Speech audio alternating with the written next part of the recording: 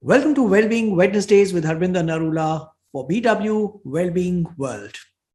Our guest today is Vijay Thakkar, who is a functional medicine expert and a dynamic young entrepreneur passionate about fitness. He launched 48 Fitness in 2013 with a vision to redefine and address issues prevailing to fitness industry. He has written a book called Eating Less is Making You Fat. Let's speak to Vijay about what are the myths that he's busting in this book and his opinion about diet, nutrition, and fitness. Welcome, Vijay, to BW Wellbeing World. It's such a pleasure to have you with us discussing about your new book as well as your thought and impact that you're creating in the fitness world. Uh, You've been doing some amazing work in fitness space, including the work that you do with the celebrities for their fitness. What inspired you to write this book?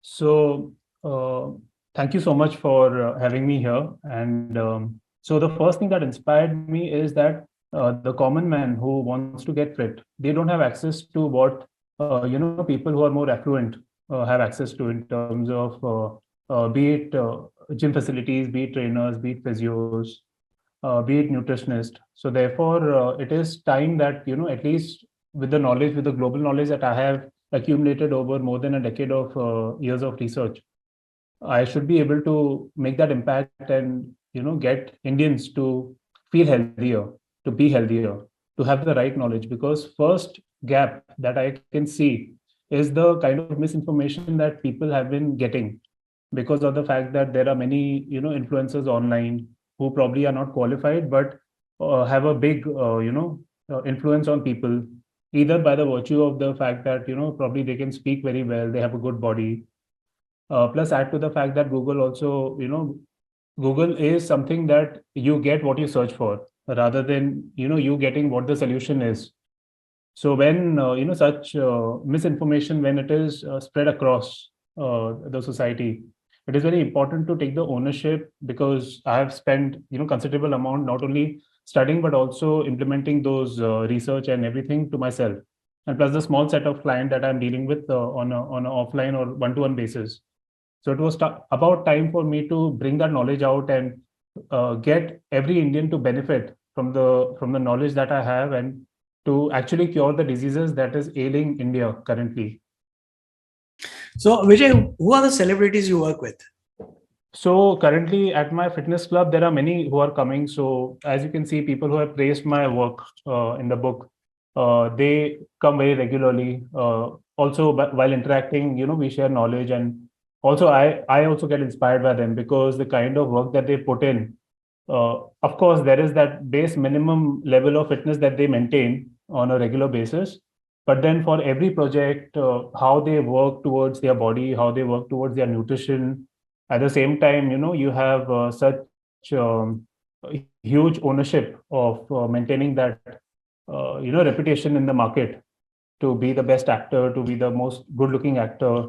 So taking that pressure, dealing with that pressure, I think so. What celebrities do in terms of keeping their fitness and then at the same time also keeping their reputation as a professional, what they do is really amazing. Say, for example, Farhan Akhtar or Amir Khan for that matter, after gaining so much of weight, just so that you're able to demonstrate that role and then cut it down to the levels that they have. Their body fat percent would be what at their shredded, it would be almost 6 to 7% of their overall body weight. So to have that kind of an inclination towards their workout, towards discipline that they have to maintain as an actor, it's amazing. So I also, somewhere respect and admire them for what they do. So it's not only that they learn from me, but I also learn a lot from them. And whenever I'm feeling down, I just think of them or I just speak to them so that I get that little, thing of motivation that, if they can do so much, why can't I do even 1% of that? No, I think I completely resonate with you. Inspiration, I think, is a two-way street. So people who you are able to inspire, they inspire you actually to do more because you see that work on them. Correct. That's absolutely great. But Vijay, everyone has their own journey, everybody has their own purpose that leads them to do what they do. So you Correct. come from a background where your parents are into financial services, you trade, Correct. and what is your personal story related to health and wellness? How did it all begin with you? So it's an interesting story, actually. I so as a teenager, I used to be fascinated by celebrities, and like at that time. So I'm talking about back in 2002, 2003, when WWF became popular, and even your fast food industry had grown a lot. And I used to just let myself free. And that time, I also got a gaming station. The PlayStation 1, PlayStation 2. So as any kid, I was completely hooked on to that way of living. So eating all junk food, doing a lot of gaming and all that, sedentary. And in the process, in 3 4 years, so I must be what I must be 13 or 14, I would say, 13 or 14 years old. And by the time I was 16, I had gained a lot of weight. And when you're having so much of fun, and when you're in all the comforts of your life, you tend to neglect yourself. Happens both ways, when you're stressed or when you're too comfortable. So I was in that comfort zone, and suddenly my weight started going up. My friends started teasing me that अरे इतना weight कैसे तूने gain कर लिया. And try to sprint so much, like 100 meters or something like that. And I was not able to perform, and I was feeling very low. So what I had done was I started buying those health magazines, like the Indian, especially the Indian edition, because, and sometimes I used to buy the second-hand international ones because they were very expensive. So second-hand kind of gave me old edition, but then at least it was some knowledge. But the problem with that approach was that I was getting all commercial knowledge. So most of the stuff, most of the content, most of the articles which are there in those magazines were by paid nutritionists, not by credible nutritionists who have good knowledge. So I came across the soup and salad diet, which is something that I thought, chalo, I'll try, and I'll try to lose weight. So I started following that. I started losing a little weight. I used to do that 2 times a day, and my parents used to wonder that where are you getting this knowledge and information from? Hello, suddenly what happened? I said no. In school, I get teased. Though I'll not name people who tease me, but I want to lose weight, so I want to do this. So they were also cooperative. They also cooked specially for me. Like that time, I did not have much of house help, so my mother was the supportive structure for me at that point in time when it came to doing what I want to do. So I started following that. I started losing weight. Thoda confidence aa gaya. So I said, let's now catch up with my friends, and they used to play sports in the evening. So I started playing sports also.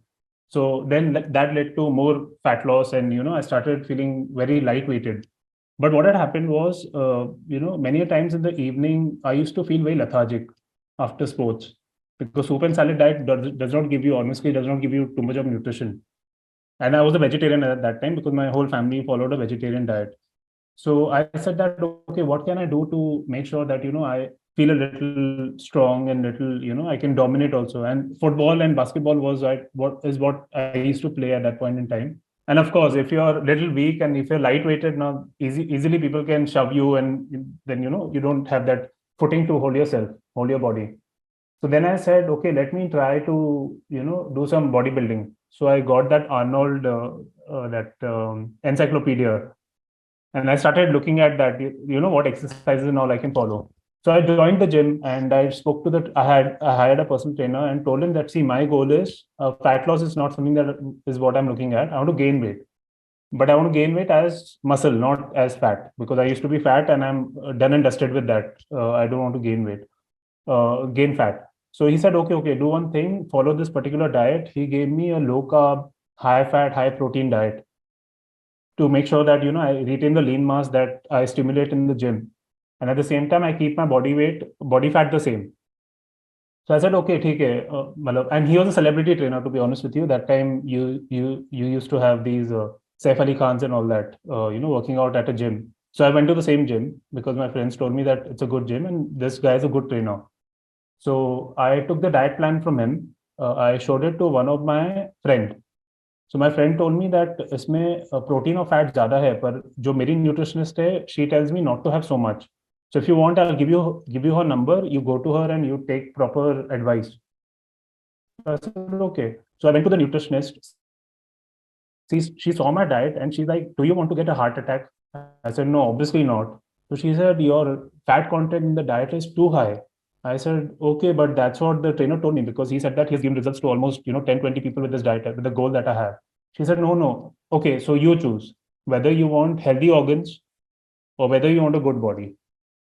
So I said, ये तो difficult choice है at this point in time. So I said, okay, I want good health. What do you suggest? She gave me a diet. I went to the trainer. I told him that I consulted this nutritionist. She's given me this diet, which is a little different to yours. He said, no, no. If you're training with me, you have to follow my diet. I said, okay, madam, because I'll be dealing with you on a regular basis. So I don't want to, tomorrow if I don't get results, you should not be telling me that you don't follow my diet. That's why. So I followed his diet and I got good results. But then that left a question in me that, if I am facing so much of problem after working out, that whether to follow his diet or the nutritionist diet, what would be the case with so many people around me? And of course, I was also interacting with other members, and they told me how powerful exercise is for them, because when they got a heart attack, or when they removed their cholesterol profile, their cholesterol was high, and the first thing that doctor told them is to start exercising, because exercising increases the HDL, which is the good cholesterol, and reduces the LDL, which is the bad cholesterol. So that one perspective I got, that exercise can not only help you to improve your body composition, which is the muscle mass that you have and the fat mass that you have, but it also helps you to improve those other lifestyle related conditions that ail people. So that happened. So thoda interest jaga and I started researching. But unfortunately, in 2005, I met with an accident, a fatal accident on the bike. So, after that, so like 5 days, I was in comatose condition. The doctors did not know when I'm going to wake up, because there was a lot of internal bleeding, a lot of internal injuries that happened. And even my family was like completely, even they did not know what to do. Fortunately, after 5 days, I woke up, as in I came out of my comatose condition, and the doctors are like, this is miraculous, because people, even, if they are into comatose condition, it could take months, years, and maybe decades to come out of it. But now that he's out, let us start the surgery process. So I had surgery on my jaw, because jaw was broken at two places. My shoulder was, completely injured. So I did surgery there. Even the occipital bone behind, that had got injured. So to do bandage and all that on that. And then the process took me almost 3 months to recover, to become normal, to be able to have a normal functional life. Because before that, I was not allowed to drive. I was not allowed to go out of the house without supervision. Because since there were injuries in the brain, the doctor said that it is advisable for him to not go out by himself, because if he gets fit or anything like that, some neural condition, that'll be very difficult to recover. And every time he needs to be monitored. So 3 months I had almost house arrest. I was at home only. So at that time I was reflecting that what can I do to make myself better. After 3 months, when I recovered and I had my normal diet, because since my jaw was broken, I was not even able to eat anything solid. So because my mom is a very good chef, so she made sure that whatever good liquid foods I can have, like dalia, like paya soup, anything that is liquid and nutritious. So she used to give me that, and she took good care of me. So over and above good nutrition, I was also following my medication and all that, and I recovered in 3 months. After that, when I joined gym, I started researching from health point of view, that apart from my body, because first obsession was with body. And at that time, so in 2000, 6, 7, I must be what, 20 to 23. तो तभी तो वो जोश तो बहुत रहता ना body बनाने का. So that was the josh with which I started working out. But then that slowly and steadily transitioned into how I can use workouts and nutrition to improve people's health. तो वो थोड़ा मेरा orientation हो गया towards exercise, towards looking at exercise, nutrition and lifestyle as a way to improve health. And I started researching, and at the same time, I had finished my graduation from London School of Economics. So I did my economics and management bachelor's from London School of Economics. And then I joined my dad's business as a person who understands, who does sales, because sales is what I wanted to do, to understand the business itself and the customer problem from the ground level. So I did that for like 1-2 years. And then I told Dad, this is very good, but I want to do something of my own. I want to make sure that, whatever knowledge I'm getting, whatever knowledge I'm researching, not only do my family benefit, I benefit, but also people around me should benefit. So I want to make this a full-time profession. So again, he was very supportive. So that way, I've been blessed with a good, good parents. When it comes to nutrition, my mom makes sure that everything is taken care of, whatever I want. When it comes to finances, when it comes to making a career, my dad is always there. So therefore, he said that no worries. You research what university you want to get into. You do your, whatever passion you have, and then you come back, and then we'll do something about it. So I said, okay, great. So then I researched and I applied in master's in sports management. So that was a degree. That was a relatively new degree in 2011. Now it's very common. So I found that out, in which there was curriculum regarding exercise, nutrition, and public health policies.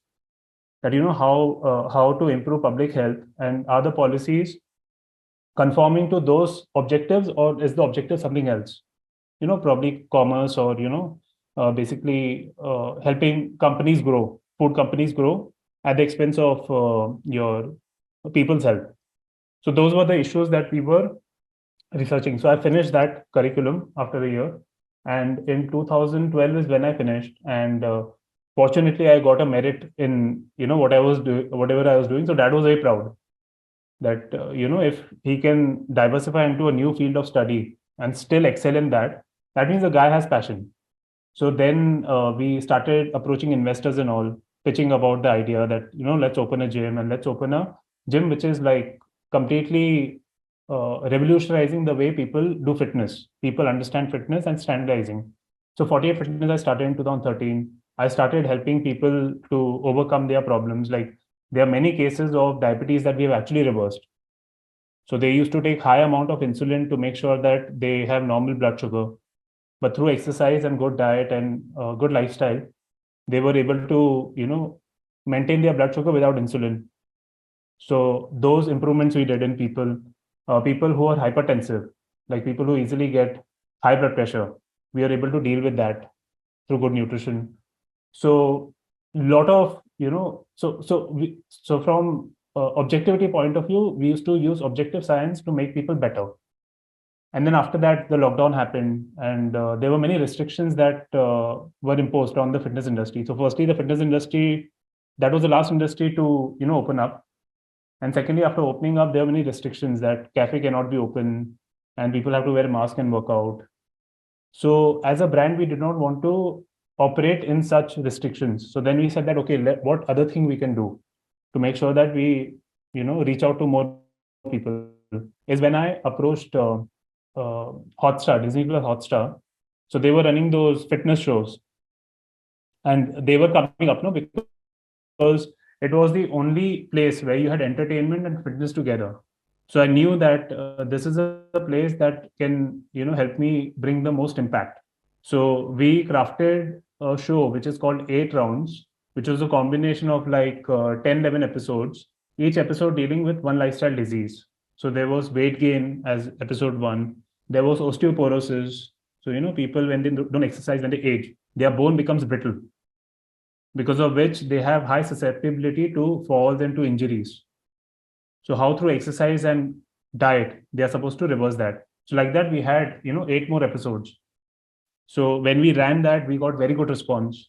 People said that this knowledge we are not getting anywhere. It's a good thing that you have started this. So this was all happening on my social media platforms where I had my account. So people used to interact, people used to chat with me. So I said, okay, let me now influence people by writing a book. So this is the set of people who watch something. Now let me give something to people who read a lot. So that is where I got inspired to write this book. Got it. That's a very inspirational story. So it's not something which came as a fad to you. It was your own personal challenges around finding the right nutrition for your body. Correct. And then trying to get yourself fit, and then share your knowledge and experience with the world. Correct. Brilliant journey, Vijay. Vijay, in your book, I was going through your book, and it reads that you speak about human health tripod. Mm-hmm. What is it? What does that mean? So it's interesting because people don't understand that. See, our body is a machine, correct? Like any machine, say for example, car. When you buy a car, if you just keep it in the garage, will it sustain for long? Answer is no, because all the parts will be rusted, and things will not be moving inside the engine. So hence that'll lead to a compromised, engine, and the car will break down very easily. So if you run it regularly, if you don't provide it good fuel, good oiling, of course, again, the same situation will happen where the car will not function very well. Also, you need to send it for timely servicing. So these three things are important to keep any machine alive. And our bodies are no different. It's just that our body is little intelligent. Correct? It can adapt to whatever you do. So say, for example, if you sit all the time, there are so many people who get back pain. Right. You don't get back pain because their back is weak. They get back pain because the muscles around their hips are completely tight. Right. Muscles have adapted to your sitting posture. And our natural posture is always standing. Our hip is always into an extension, not into flexion. But if you keep your, hips into flexion because you're sitting all the time, it adapts and it takes that position. So when you train the body to do something, it becomes better at it, which does not happen with the car. Correct? So in your lifestyle, if you don't exercise regularly, if you don't move a lot, because even see, movement leads to a lot of benefits for your body, not only in terms of burning calories, but also in terms of mobilizing your fuel. So the fuel that is stored in your fat stores, the fuel that is stored in your liver, the fuel that is stored in your muscles, they start getting mobilized when you move your body. So that is one benefit you get by moving regularly or exercising regularly. So there are two kinds of exercises that you can do. One is a passive energy expenditure, which is, if you want to walk down and get something for yourself, say go to a grocery store, that is your passive. You are not actively exercising. The mindset is not exercising, but your body moves. So that is one way to move your body. Secondly is active exercising, which is you have a certain objective, correct?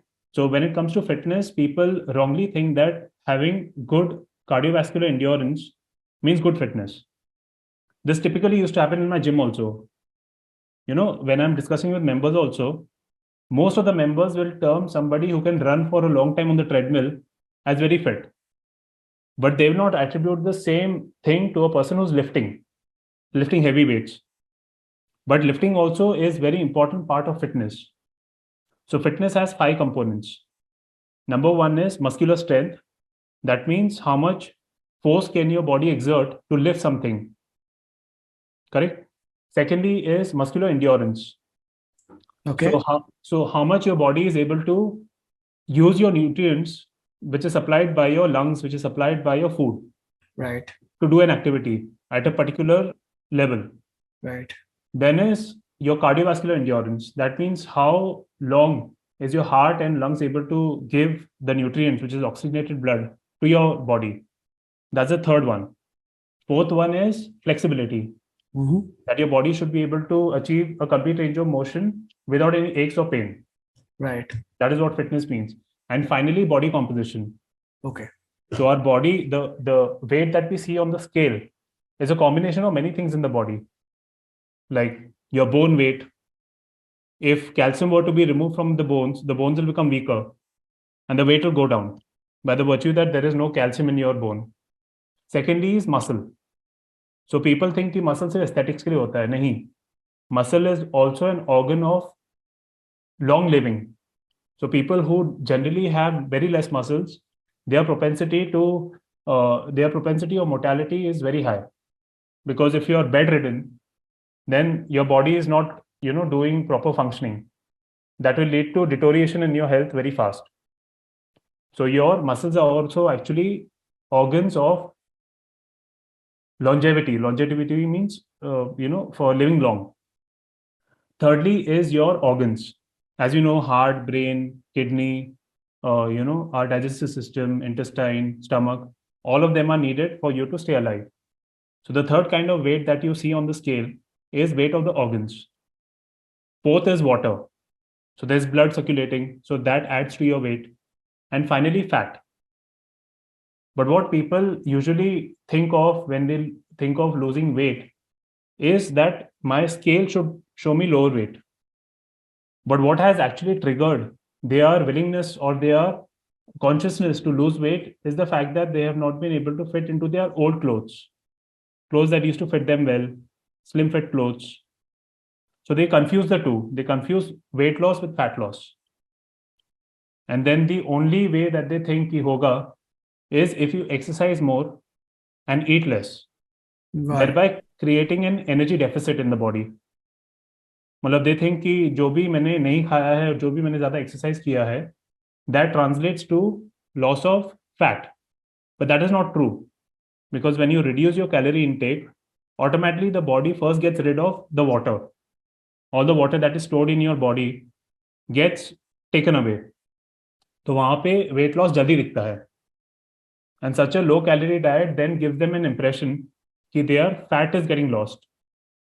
But fat loss takes time. That's why in the beginning of the conversation I had said that whatever is consistent will give you results. Right.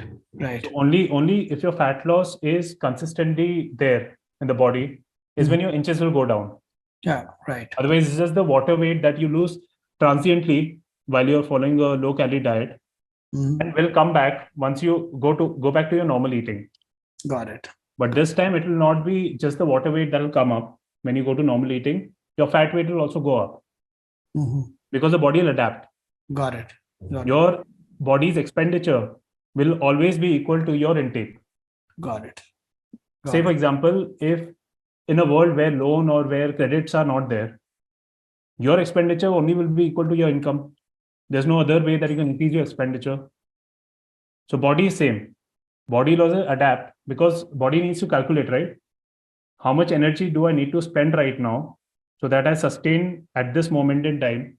And how much energy do I need to save so that in the future, if there's a famine, I'm able to still get my energy from my stored fat. But that has been misinterpreted by most of the dieters by thinking that if I create that calorie deficit, I'll be able to burn through those fat stores, which does not happen, unfortunately, because all the calories in the diet are reduced equally. And the protocol for exercise that is followed is not very scientific.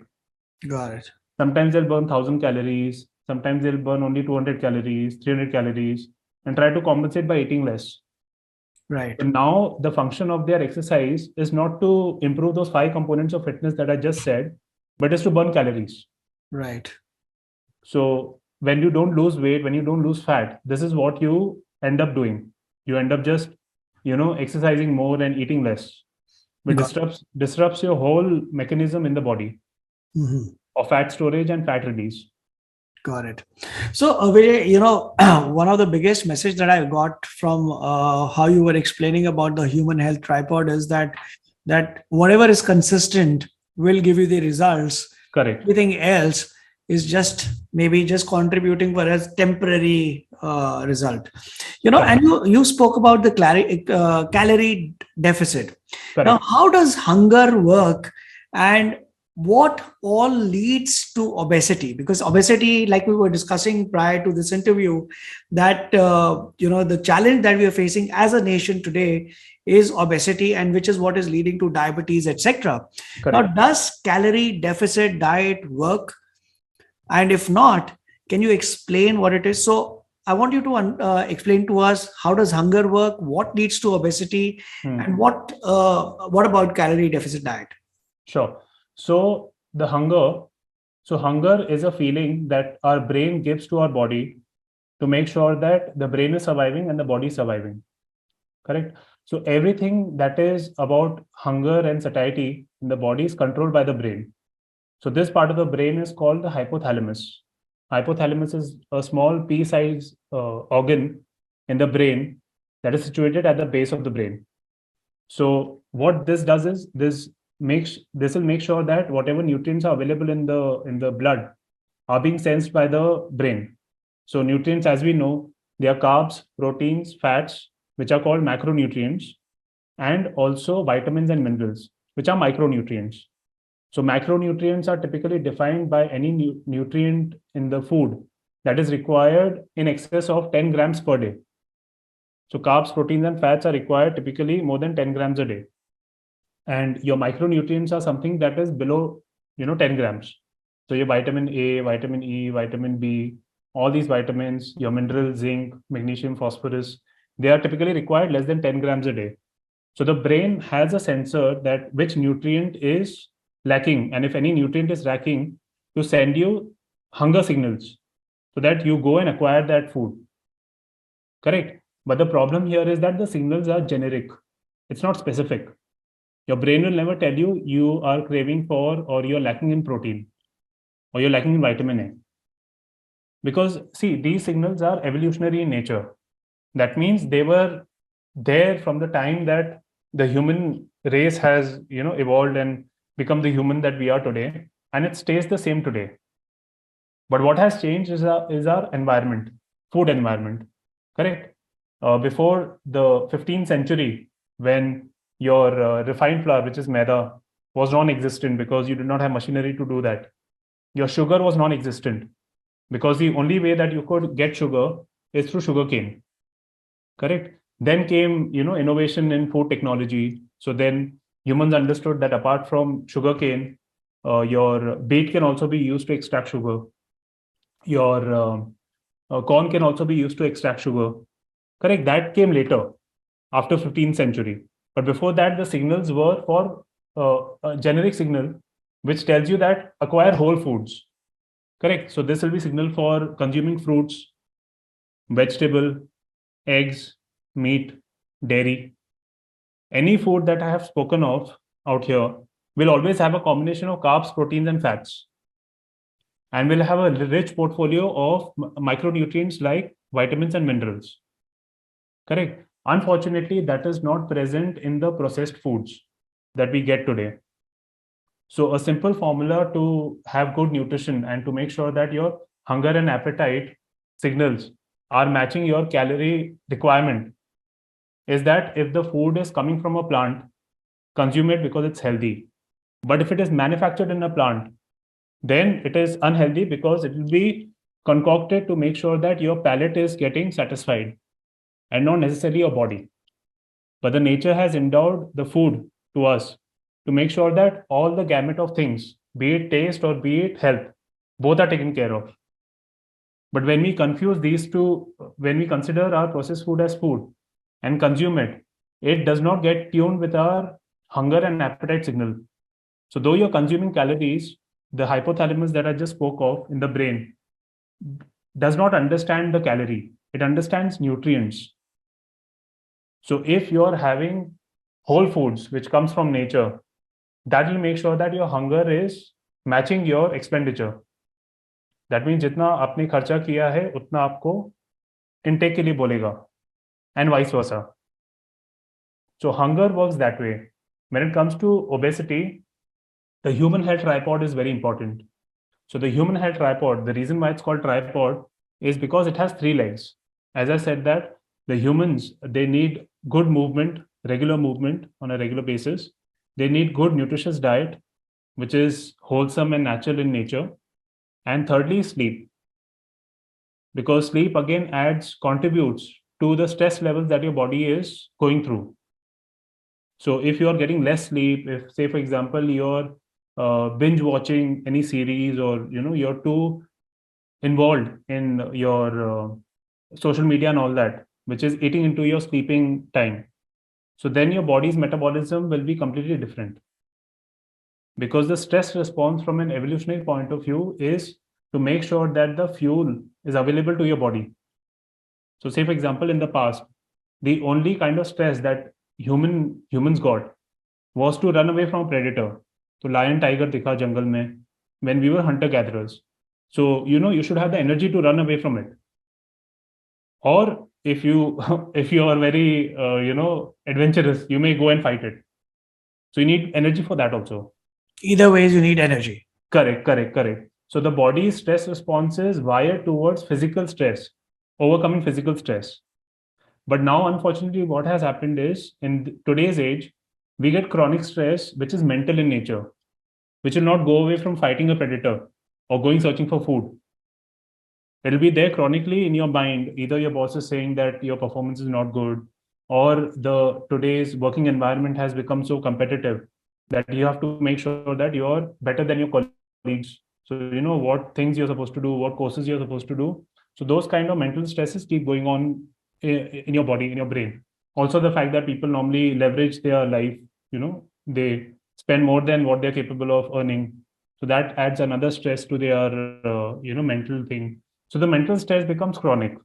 So now the body is getting two different signals. One is a stress response. That means the body wants to remove energy from your fat, from your liver, to make sure that you have the energy to fight. Correct. At the same time, you have access to processed food, very high sugary food. So now you're putting in sugar. So now your body is removing sugar from your body, from your fat, from your liver, to make sure that your blood glucose is very rich and you get energy to fight. And at the same time, you're giving more sugar to it. So now body will say too much sugar is happening in the body. So say diabetes hota hai, blood pressure hota hai, your fat gain is more than what you are expecting it to be. Because pura jo the hormone that was supposed to work to give you energy is giving you energy. And after eating food, the hormone that is insulin. So cortisol gets released when you get stressed, which makes sure that all the stores of your body are giving out all the energy that is stored in the body.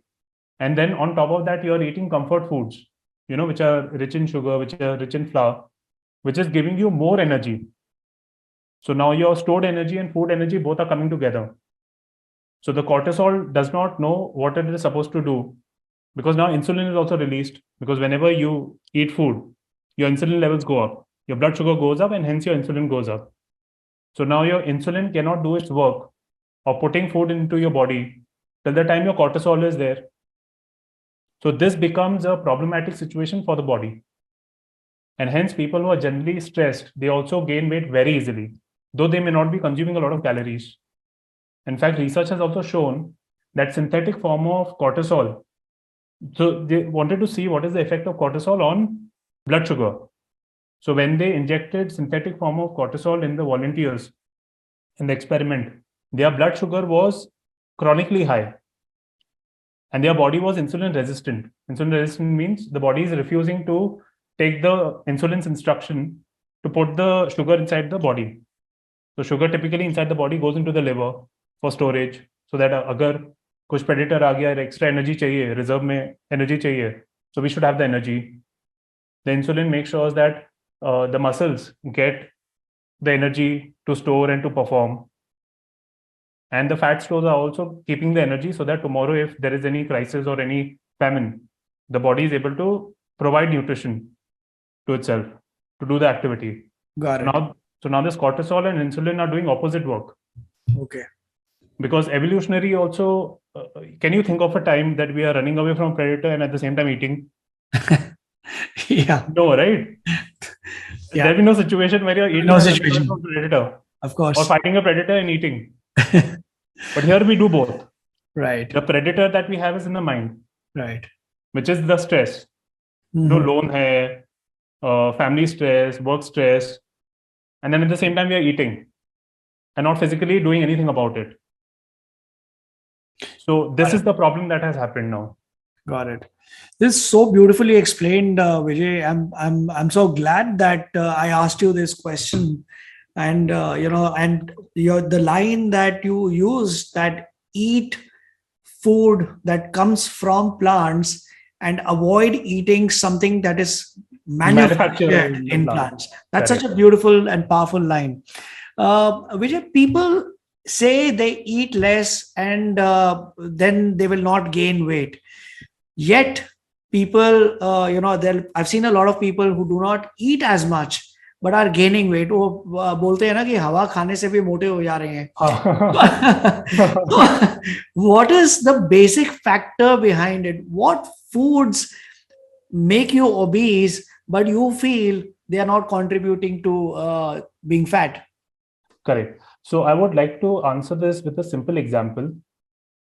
Say, for example, nowadays, recession is, on the horizon and people are talking about it. And of course, the big tech companies are also laying off people. So in such a scenario, say, for example, a typical Indian who's working in the IT industry, unfortunately, gets laid off, correct, from his job. But his salary is like 1 lakh per month, correct, when he was working. So what he'll typically do is, say, 50,000 he'll spend on essentials. So he may be, staying in a rented apartment. His consumption of food and all, so that would be together 50,000, correct? He has 50,000 remaining from 1 lakh. From that, 50,000, probably he'll spend 20,000 on his luxury. Friends के साथ movie के लिए जाना है, restaurant में जाना है girlfriend के साथ, कपड़े लेने हैं, एक्सपेंसिव कपड़े लेने हैं, and remaining 30,000 he'll say that I want to save for the future. Correct? So this is how he has apportioned his 1 lakh rupees, and he has done that for say a year, and suddenly this crisis comes out and his employer says that currently we are not looking to keep you employed, so we are sorry and we are asking you to go. His income has become zero now. Correct? So what will he do? Of course there's zero saving. 20,000 that he was spending on his clothes, on his luxuries and all that, going out with friends, probably he'll stop that. Remaining 50,000, probably there also he'll do little cutting.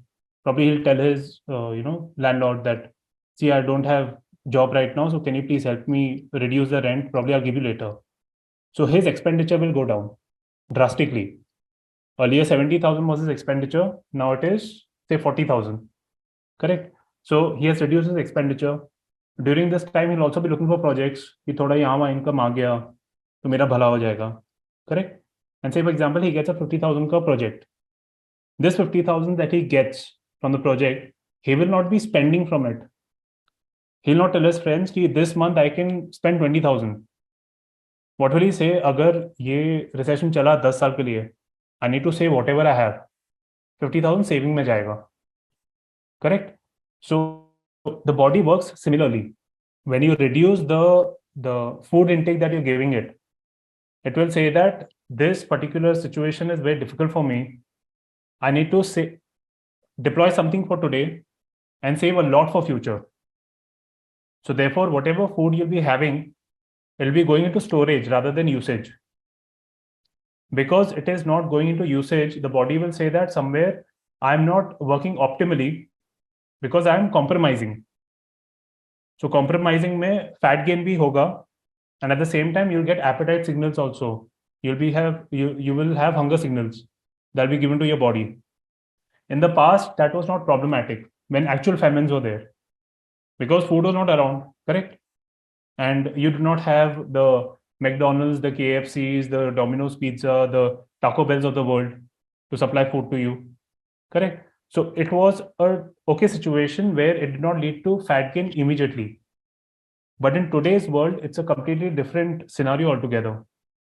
When you starve yourself, when you make sure that you're eating less, firstly your metabolism is going down. So if before the diet your body while sitting, and by the way, you don't believe, most of the calories that we burn throughout the day is done by the subconscious brain to make sure that your autonomic system, which is your heart beating, your gas getting exchanged in the lungs, your blood flowing, all that requires energy for the body.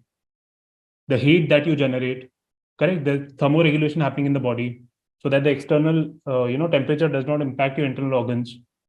So there's a level of heat that the body is maintaining. So all those activities go down when you reduce your calorie intake. And people only think that your calorie expenditure only happens when you exercise or when you walk or when you do something, but that is not true. 70% of what you spend in the day is by your subconscious brain while you're even sitting. So say for example, 70% of that. So say for example, if you were burning 2,000 calories a day because of all these activities, correct? Because your food intake has gone below 2,000, the body will start matching that. So say for example, it will come to 1,800. And say you're not even exercising, 2,000 without exercise. So now it has come down to 1,800, correct? Slowly and steadily, your body will say, start feeding yourself because I can't be losing too much of fat at one go, correct? So you'll start getting that hunger signals. You'll start feeling lethargic. You'll start being very sensitive to food smell. And somewhere you'll give in. And when you give in, now you have given in with a lesser metabolism, with lesser calorie expenditure. So whatever that 200, 300 ka deficit, or that deficit that you created actually becomes surplus. Because in your old diet, now you will get more fatter. So therefore, the body needs to, therefore you need to make sure as a person who wants to lose weight to not let your metabolism go down. Because once it goes down, it's an uphill task. You might come to your old diet but you will be gaining more weight. And then you'll be wondering that, और हवा भी सूंघता हूँ तो, weight बढ़ जाता है. Got it. Got So it. that is one factor. And the other two factors are the human health tripod. Mhm. Correct. So exercising scientifically is important. Right. Working on all the components of fitness so that by the time you reach 60, 70, your joints are not giving away. Mhm. There are both ways to look at it. Your heart has to be strong. Your Mhm. body has to be strong. Exterior has to be strong. Mhm. Bodybuilders, they look at exterior, not interior.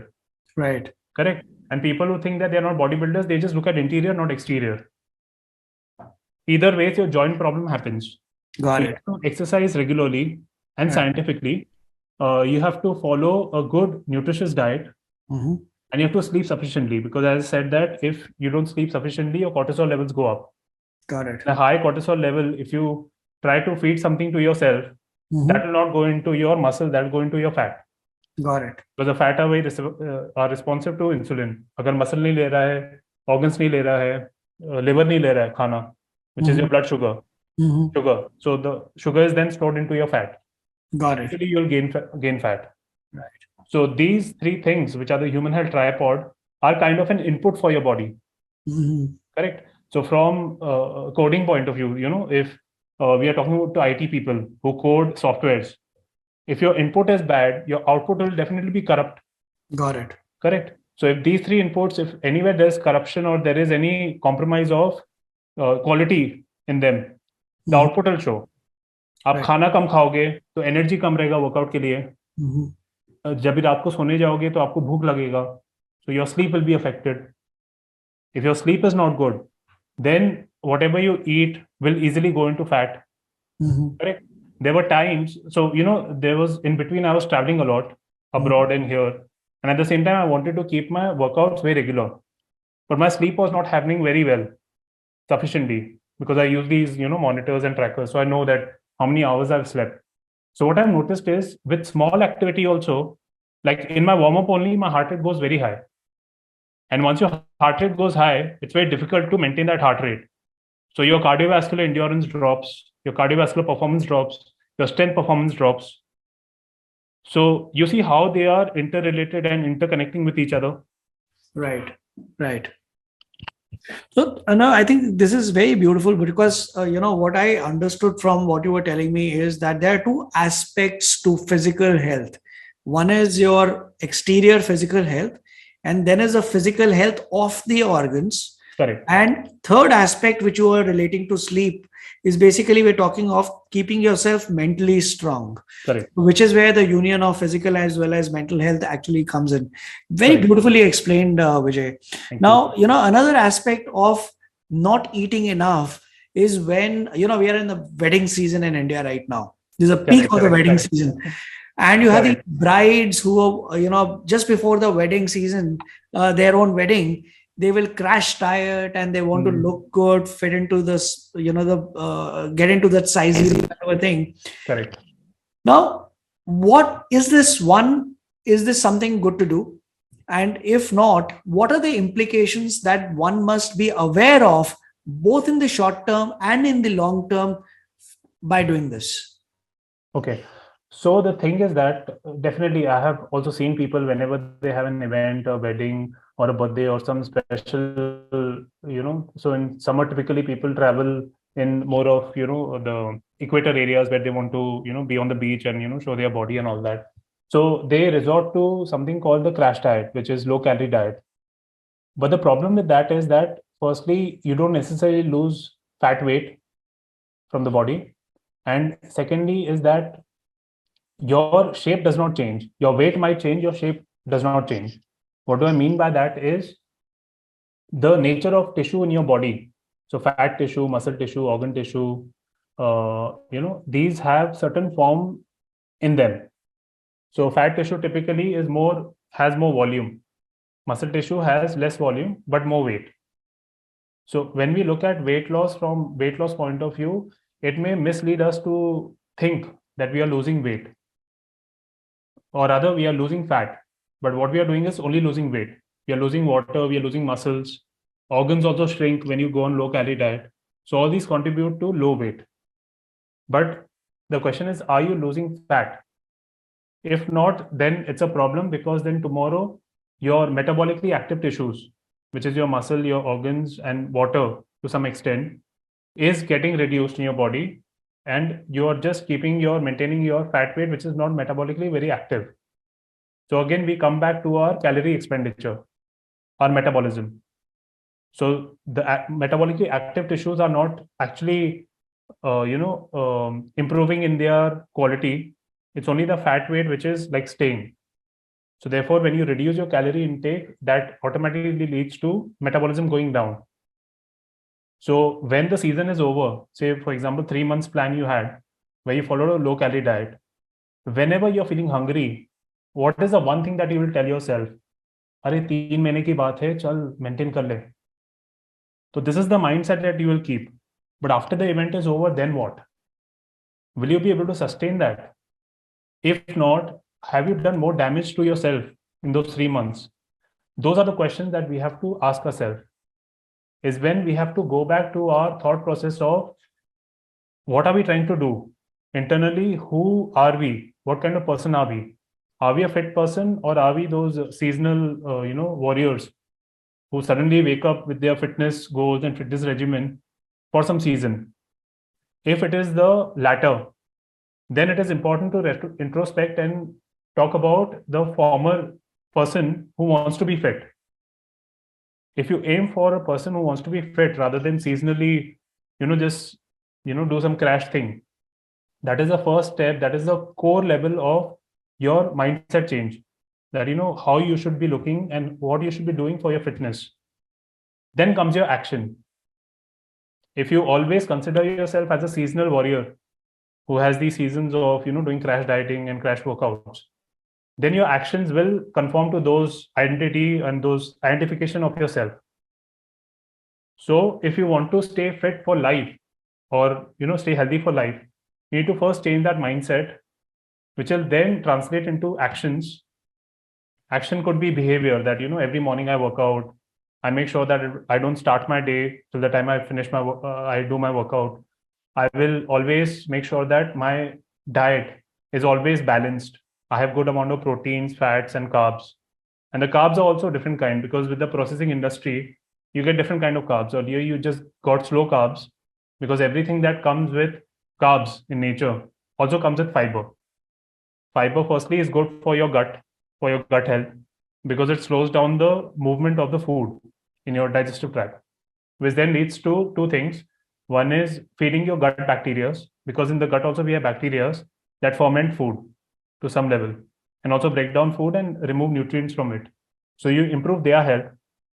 And secondly, because there's fiber attached to your waste clearing is also very efficient every morning. So every fiber food that you get in nature comes with your fiber. But unfortunately, with the processing of food, of carb, the fiber is removed to make it more tasty. Like brown rice will always be less tasty than white rice. White rice is very palatable. So those lead to your health problems. So firstly, you need to understand that you need to have a good combination of carbs, slow digesting carbs, good quality protein, because research has shown that protein is the only most potent nutrient to give you satisfaction. So to emphasize it, if say for example, if I were to give my clients, say in the morning breakfast, your eggs, say 2 eggs, as opposed to I tell them have white bread with jam. 90 to 95% of the time, people having white bread with jam will always complain of hunger within 1 hour. But people who have egg, which is rich in protein and fats and low in carbs, I'm not saying carbs are bad by any means, but I'm just giving two extreme comparison. When they have 2 eggs or, very protein rich meal, like 4-5 hours, their body is satisfied, because protein is something that the body cannot produce by itself. Protein has to be provided from the diet. So your slow carb, your protein, and your fats. So there are, different kind of fats. There is saturated fat, monounsaturated fat, polyunsaturated fat. From this, your saturated and your monounsaturated fats are non-essential. Non-essential means it's not that from health point of view you don't need them, but your body can produce them by using different fats in your diet, which are your polyunsaturated fat. So polyunsaturated fats are typically your omega-3, omega-6, omega-9. So if you have these nutrients in your diet in a very balanced format, that will help you to lose weight. So if you look at your weight loss journey only from the perspective of calorie in, calorie out, you might make the mistake of thinking of all calories as same, but they have different function. Carb has a different function from protein. Protein has a different function from fat. You need all three of them to make sure that you're keeping a healthy weight. So that is crucial when it comes to losing weight sustainably and aligning your internal belief to your actions, which then ultimately lead to your goals that you want to achieve. So tell me one thing. I mean, is this then if this is the case, then every body type is different. For example, my body constituency could be very different from yours, which means that each person will need to have a very customized uh, plan for keeping himself or herself fit. Is that correct? Correct. Right. Apart from that, one more factor is your preference for certain foods, your allergies. Even that matters a lot. So whenever we are planning a diet plan or a workout plan, there are many factors taken into consideration. One is your individualistic approach, correct? Individualistic requirement, correct? And to some level, budgets. Some people don't have very high budgets for maintaining good nutrition plan and all that. So then we try to work things around. Try to encourage them to have whole foods rather than supplements, because supplements are very expensive. Got it. Still, you can get them from food. So we Right. try to include those things into, because sustenance is again the most important thing. Diets work or fail because of sustenance. Got Nothing it. else. Got it. No, I think again, with every answer that you're giving, I have a big takeaway from there. I mean, I didn't know that different kinds of carbs and different what your body produces versus what you need from external sources is a great understanding for one to know. Vijay, you spoke about, I remember in one of the questions we were talking about mental health. And we are at a time when children are going in for their board exams and also the college exams are around the corner. Yeah. And what kind of foods can ensure proper nutrition and better health, mental health for the children so that they are energetic, they're mentally strong to learn and take the pressure off exams? So I would say that firstly, avoiding carbs and refined sugars will be the first most important thing, because the problem with that is the attention span that people have after consuming sugar-rich foods. So say for example, many people, they resort to soft drinks, like Coca-Cola, Pepsi, which initially gives them a lot of energy because of the combination of caffeine, and caffeine stimulates your brain to become active, and sugar. So initially they have that good big spike of blood sugar, and they are all happy and all for half an hour, 45 minutes. But then after that, unfortunately, there is a inverse thing that happens, which is a crash. When the blood sugar crash happens with the caffeine, you end up just feeling very hungry and very like restless. Is when you would want to go for your chips or go for another round of beverage, soft drink. So that creates a vicious cycle or a ripple effect of just over consuming food, because they come in liquid form. Because two things that the body cares for when it comes to satiety: one is the nutrient quality of your food, and secondly is it solid or it is liquid form. Because even an action of the jaw moving to chew a food is a signal to the brain that the food is coming. And once eventually, so that is the short term understanding. The long term is the nutrient that ultimately gets provided to the brain after it goes into the digestion and it goes into the bloodstream. So these are the two main factors that contribute to the satiety feeling. So as a person who's stressed and going through exams and wanting to eat the right food, avoiding such foods which are processed in nature, which come from the plant, is the first thing that you should be doing. Second thing is try to resort to whole foods. So if you have a sweet tooth, go for something, which is fruit based, not a juice, but a whole fruit. Because when you juice out the fruit, you just get the sugar. You don't get the fiber with it. So whenever you have a sweet tooth, resort to your fruits.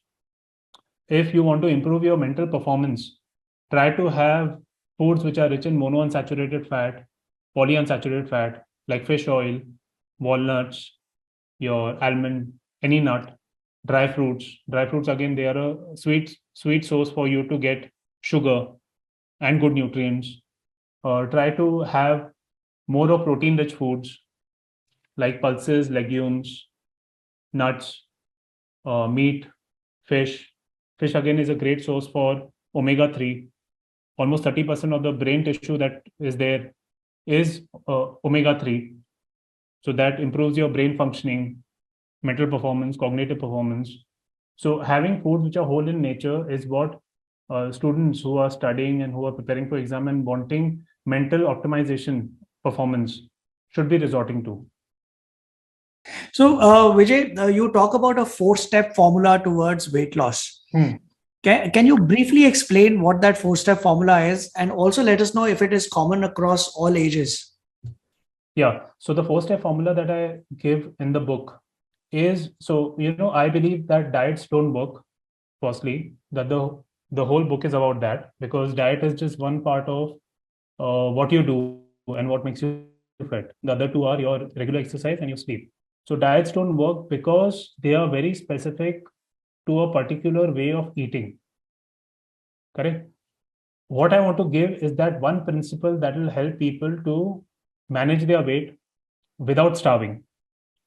So if your satiety from food is highest after your meal or during a day, you end up losing weight, because there's an automatic calorie deficit that happens. One is forcing a calorie deficit, which is eating less than required, which is reducing all the calories equally. Other one is where you are eating in such a way that it is creating a deficit in your body, because your body is satisfied. Like a cold drink or a chips does not satisfy the body, but adds to the calorie load on the body. But if you have something which is wholesome in nature, that ends up satisfying you, and at the same time ensuring that if enough is provided to the body will automatically tell you to stop.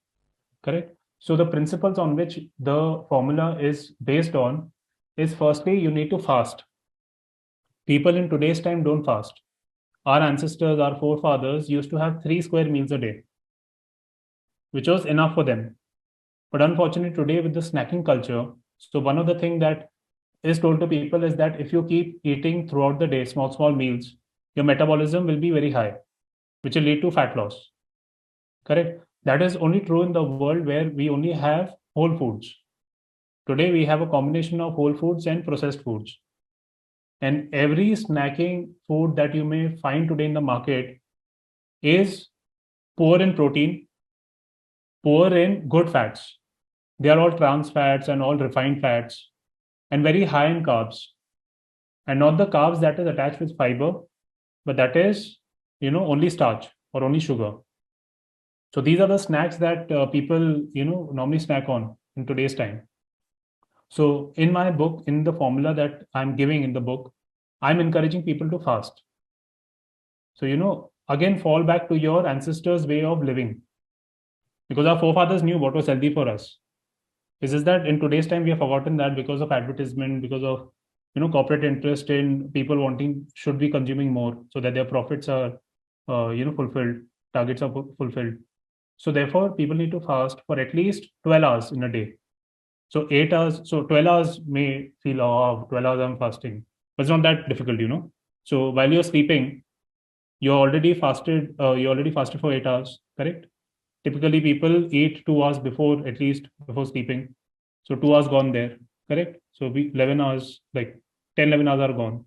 Correct. You just need to wake up and fast for another hour, which is not so difficult. So basically, when you're fasting, you're balancing between fasting and feeding stage.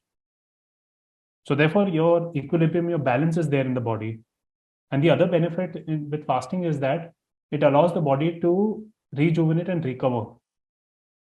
Because, as let me give you a simple example. Say, for example, you have a table or a furniture at home, correct? Which is like 15 years old. Now your decision making will be, okay, if I have money, I'll throw this one, I'll buy a new one, correct? If I don't have money, I will probably repair it. I'll get a good architect or I'll get a good furniture guy and I will repair it. Same thing works for the body. In the absence of nutrients, in the absence of food, the body does not keep wanting to grow. That means create new structures. What it'll do is it'll introspect. Which are the faulty, which are the defective parts of mine, which are the defective cells of mine. Cells also have something called the mitochondria, which are the powerhouses of the cell. They are the source which is used for the cell to get energy from. So during the day, during the course of our life, they get damaged very frequently. So if you keep providing the food to the body will not be able to identify which are the laggard places where things need to be repaired or destroyed and remade. So when you fast, the body gets that time to introspect and to make sure that the repair work happens, which technically is also known as autophagy. Autophagy means the cell is getting broken down into its component parts and then getting remade as a fresh new cell. So that is why even your fasting is nowadays promoted to do cancer treatment. So when you're treating cancer, so basically cancer, how it arises, one of the mechanism is that the mitochondria that I just spoke of, the powerhouse of the cell, gets damaged. And if it is not repaired on time, it turns cancerous. Because the only common difference between a normal cell, a healthy cell, and a cancer cell is the health of the mitochondria. A healthy cell can use carbs, proteins, and fats to produce energy, which technically is called adenosine triphosphate, ATP. ATP is the energy currency that the body uses to exchange nutrients for the body to move, for the muscle to move, for the muscle to contract. Correct? So that ATP is produced by 3 macronutrients, carbs, proteins, and fats. A healthy cell can use all 3 to produce ATP. A cancer cell, on the other hand, can only use glucose. So glucose also is burned through 2 means. One is glycolysis, another one is ETC. Glycolysis is the one where sugar is burned in the absence of oxygen, anaerobic. Whenever we exercising high intensity exercise, the muscle starts burning, correct? That burning sensation is anaerobic respiration. That means the cell is fermenting sugar in absence of oxygen. So it is not technically absence of oxygen, but the chemical reaction is taking place without using oxygen as a factor.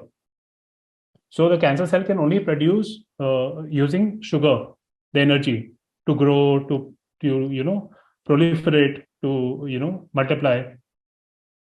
So in such a case, when you're fasting, your blood sugar tends to be low, correct? That means your cancer cells are somewhere saying that I'm not getting the nutrient that I require to stay alive or to grow. Whereas on the other hand, your healthy cells say that now blood sugar is low. There's an alternative fuel that I have, which is fat, which is coming from my fat stores. I'm able to use that. So that's why typically nowadays fasting is recommended for people who are going through chemotherapy.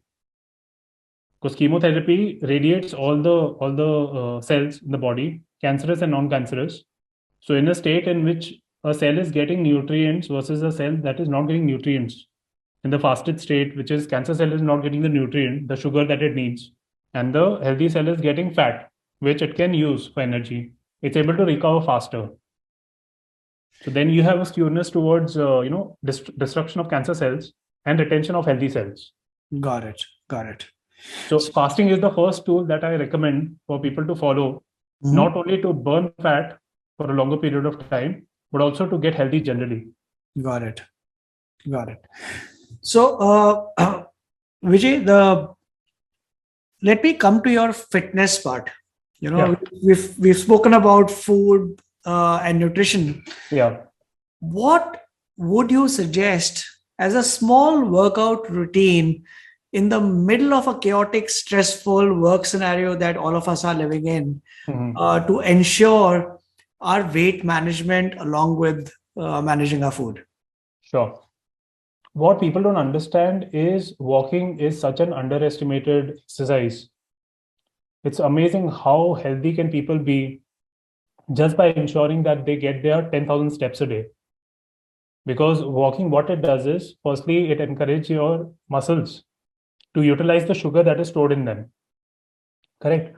And secondly is the contraction of the muscle because of walking ensures that there are anti-inflammatory molecules that are released in the body. These anti-inflammatory molecules are known as myokines. Myo stands for muscles, kine stands for some kind of signaling molecule. So when you do walking, at least your 10,000 steps during the day, your body is getting anti-inflammation signals, which ensures that the inflammation in the body is kept down. Your immune system works well. Your fat cells are not restricted to release fat, because in case of high inflammation, your brain and your fat cells don't communicate very well. So your brain can't communicate to the fat cell how much it needs to release. Your fat cell can't communicate to the brain how much fat is there. So that alignment goes off in case of inflammation. In case of non-inflammatory response, that is the myokine, because of movement, it ensures that inflammation is low and your fat mobilization is in tune with what your brain wants. So myokine benefit is the first thing that you get. Secondly is mobilization of nutrients, which is closely related to your myokines. And thirdly is utilization of glucose in the muscle. So, your muscles are your muscles rather are the highest reservoir of glucose that is there in the body. So whatever glucose you're having through food, so any carb that you have is getting converted into glucose. Needs to be stored in your body somewhere, otherwise your blood sugar will stay high. The three sites of storage of sugar is first is liver. The liver has the capacity of storing around 75 to 90 grams of sugar per day. Correct? In case of emergency, in case of some fight or flight situation happens, the liver is the first place from where the glucose is removed. Correct? Second place is your muscles. So your muscles need internal energy to contract, to move, to extend. So the carbs or the sugar is stored there. Thirdly is fat. If these two places, your liver is full, your muscles are full, the third place where the storage place is there for the carbs to go is in fat tissue, to be stored as fat. So when you're moving a lot, your muscles are utilizing sugar. So whenever you eat, before that or after that, your fat gain is the minimum. So therefore, walking is the most underrated and the most beneficial activity that one can do in case if there is paucity of time or your membership, people are not able to pay. Secondly is skipping. If you do rope skipping, say 100, after you wake up. So typically people who tell me they don't have time to work out, I just give them good solution. आप उठते हो, brush करने के पहले आप सिर्फ 100 skipping करो और breakfast के पहले करो. So I want you to be putting this 100 skipping or your star jumps. Star jumps, where you go up and down, you jump out in, out in, out. Do 100 of them before your breakfast, and you will have your good set of activity before your work. And then after that, if you're busy at work, be busy. Make sure that you're getting your 10,000 steps. And the days that you're not busy, say Saturday, Sunday, or whenever there's a public holiday, you make sure that you go to the gym, whichever that gym would be in your building or 48 or any other commercial gym. Yeah, that's a brilliant, insight. I mean, I'm going to start doing it because I usually take out time after every 1 hour of work. I go for a 5 to 10 minute stroll. Okay.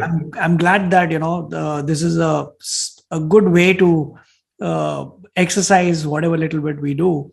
Sure. Vijay, my question to you is that a lot of people post middle age, so when they cross their 50, they tend to gain weight and they're also diagnosed with lifestyle diseases like diabetes and blood pressure, etc. Hmm. What can one manage? How can actually one manage their weight in the later stages of 50 years? Hmm. So one of the prominent changes that happen in the body is that the body has lesser muscle mass than what it did in the younger age. So as we know that tissues in the body grow and survive because of hormonal instructions given to the tissue, correct? When it comes to muscles, the one hormone which is responsible for retaining muscles in the body once the protein is given is testosterone. Testosterone is the dominant male hormone which males have, correct? So if the testosterone levels go down, almost 5 to 10% every decade in the body. So therefore, the instruction to the body to retain the muscle mass goes down. And on top of that, as we get more sedentary, the more reason for the body to not have muscle mass because it's a metabolically very expensive tissue. Our body and brains are designed for survival, not for building bodies. Correct? So as soon as the body gets the opportunity to diminish its muscle mass, because it will say you're not using, so hence I don't need it. Correct? On top of that, the instruction that is given to me every decade to retain my muscle mass is going down. Correct? Technically, it's known as anabolic resistance. So the body's ability to use protein to convert it into muscles go down because of testosterone drop in the body. So that is one factor leading to less metabolism, which is then leading to more muscle gain or more fat gain. Because as I said that if your metabolism is from 2000 to 1800, 1800 to 1500, 1500 to 1200, and your food intake stays at say 1800, over time you'll gain weight. Correct? So your muscles contribute to your metabolism because they are metabolically very expensive for the body to maintain, and they contribute to your metabolism, to your organ use or organ burning. So therefore, one reason for this to happen, this deterioration to happen, that easily weight is gained once you age, firstly is loss of muscle mass. Secondly, it is because of insulin resistance. Correct? So as we age, we use less of our muscles. As we age, we have less of our muscles. So both ways, use भी कम है और quantity भी कम है. Both of it contribute to the body refusing insulin to do its job. Correct? As I said, if your liver is full, your insulin will not work there to store food. If your number of or quantity of muscle fibers is less, your body will say that, okay, I've had enough. Don't give me more food. Correct? But still you're giving it food. So therefore, everything that is surplus to body's requirement will go into fat. So though if you were to track your calories and check what you were having in your 30s and 50s, more or less they'll stay the same, but your body has changed. So if you want to reverse this condition, you need to do two things. One is you need to make sure that you're stimulating your muscle mass by adding weight to every function in your body. Correct? So doing squats, doing push-ups, doing pull-ups, these are the three main functions of the body that you need to stimulate. So you're retaining your muscle mass through that. Correct? To counter anabolic resistance, which is your body's ability to use protein that you're consuming through food, be it meat, eggs, fish, legumes, pulses, grains, nuts. The body's ability to use protein in that to convert it into muscle, it goes down. Correct? So you need to increase your protein intake as you age, so that whatever extra protein you're providing to your body is getting utilized to retain your muscle mass. Because the messenger of muscle synthesis, muscle making in the body has gone down, which is testosterone. So if you do these two things, your body firstly will be very energetic, very robust. Your bones will be like, they'll be ready to even, do a MMA fight or a boxing match. And secondly, you'll be losing weight without much effort. That's a scientific way of approaching your weight gain as you age. Got it. Got it. That's very brilliantly explained, Vijay. Vijay, I know we've taken a lot of time, but I have one last question before I let you go. Sure. Uh, No, I can go just on for 2-3 hours if you're up for it. I can see the passion that you have, and I'll take that offer and I'll schedule another interview with you. It Sure. is absolutely brilliantly useful for our audience. Thank you. Vijay, as a celebrity nutritionist, Hmm. what are some of the basic food-related myths that you would like to break relating to gaining fat and or weight loss?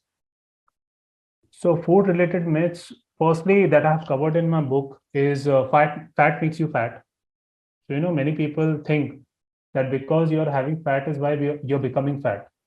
And somewhere I would attribute it to the person who has named, fat in the body as fat and fat in the food as fat. So, somewhere we make that correlation that, fat makes you fat. So that would be one myth that I'm debunking, that fat does not make you fat. Right. It is the, blood sugar spiking, blood sugar dropping that makes you fat because you end up overeating whenever it goes down.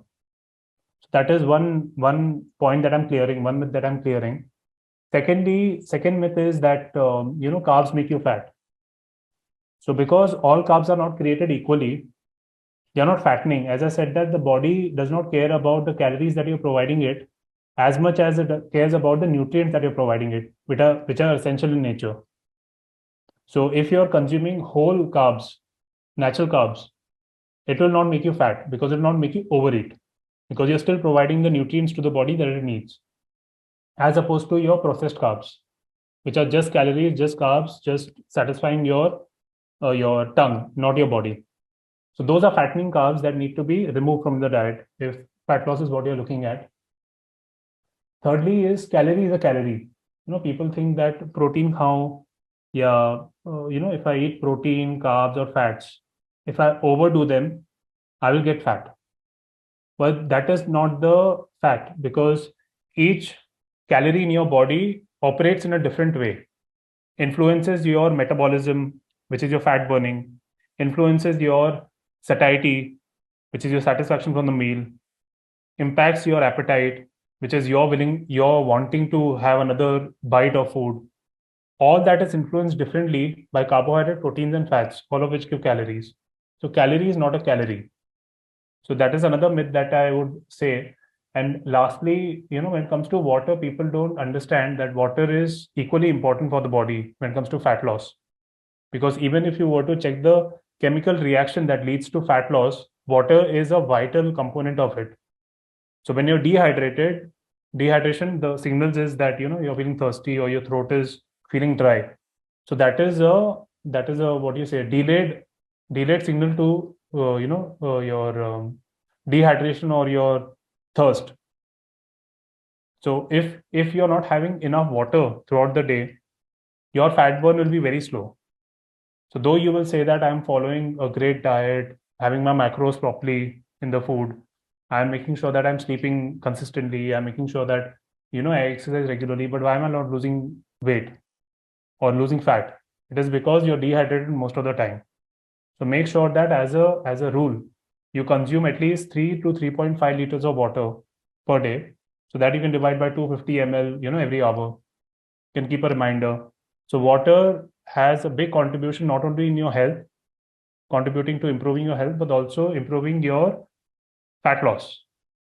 So that would be the final myth that I would say that need to be cleared, that water is not important. Got it. Got it. Vijay, it has been such an amazing conversation.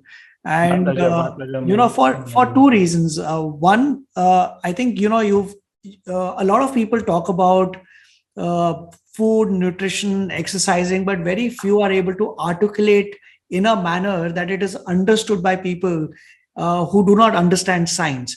You've been able to very beautifully explain the science of losing weight. And second is, I love the way in which I do not know whether you are aware of it or not, but unintentionally, आपका जो relation to your financial background and related to your the work that your family does, आप जैसे कि you're talking about expense of calories, kharcha karna. That was very beautiful. So thank you so much for taking out time. And I will take you on that offer to interview once again Sure. and bring more of such useful information to our Wellbeing World users. So Sure. thank you so much for your It'll be a time. pleasure. It'll be a pleasure. Yes. And speak to you soon.